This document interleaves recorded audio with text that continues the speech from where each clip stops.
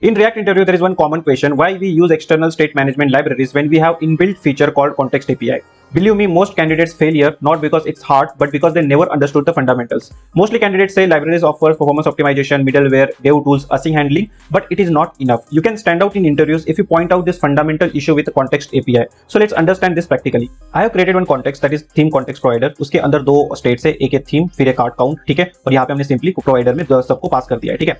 उसके बाद दो कंज्यूमर से लाइट डार्क मोड कंपोनेंट, उसके अंदर हम क्या कर रहे हैं, यहाँ पे सिंपली ना एक कंसोल लॉग लगा के रखा हुआ है, ठीक है। और ऑब्वियसली हम थीम और हैंडल थीम चेंज का यहाँ पे यूज करते हैं। हैंडल थीम चेंज क्यों कर रहे हैं, क्योंकि बटन की क्लिक पे हमें थीम को चेंज करना है, ठीक है। और एक कंज्यूमर है, दैट इज कार्ड कंपोनेंट, इसके अंदर सिर्फ हम कार्ड काउंट का यूज कर रहे हैं, यहाँ पे कंसोल लॉग कर रहे हैं, ठीक है। तो ऑब्वियसली जब कार्ड कंपोनेंट रेंडर होगा तो ये कंसोल प्रिंट होगा, लाइट डार्क मोड और रेंडर होगा तो ये कंसोल प्रिंट होगा, ठीक है। तो चलो अब इसको टेस्ट कर लेते हैं। कंसोल को ऑब्जर्व करना, जब मैं बटन पे क्लिक करूंगा तो क्या होता है। तो मैंने बटन पे क्लिक किया और ऑब्जर्व करना, देखो यहाँ पे क्या हुआ, करंट थीम डार्क प्रिंट हुआ, मतलब क्या हुआ कि जो लाइट डार्क मोड कंपोनेंट है वो रेंडर हुआ, उसके साथ कार्ड काउंट भी प्रिंट हो रहा है, मतलब क्या हुआ, कार्ड कंपोनेंट भी रेंडर हुआ। और कार्ड कंपोनेंट के अंदर तो हमने थीम स्टेट का यूज ही नहीं किया था, बट फिर भी वो कंपोनेंट रेंडर हो रहा है और कार्ड काउंट में तो कोई चेंज भी नहीं हुआ, ऐसा क्यों। तो चलो इसी को समझते हैं।